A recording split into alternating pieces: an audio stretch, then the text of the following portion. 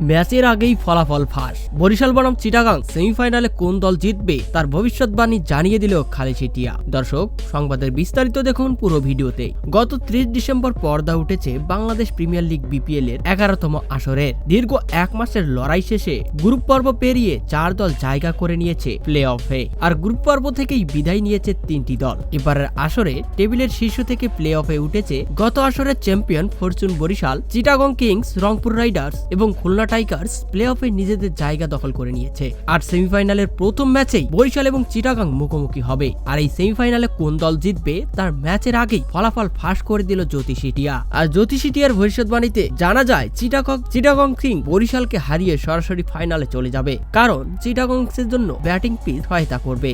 আর এই ম্যাচে বরিশাল হারলেও দ্বিতীয় সেমিফাইনালে জিতে তারাও ফাইনালে যাবে। তো দর্শক, আপনাদের কি মনে হয় চিটাগং বনাম বরিশালের এই ম্যাচে কোন দল জিতবে বলে আপনারা মনে করছেন তা অবশ্যই জানাবেন কমেন্ট করে।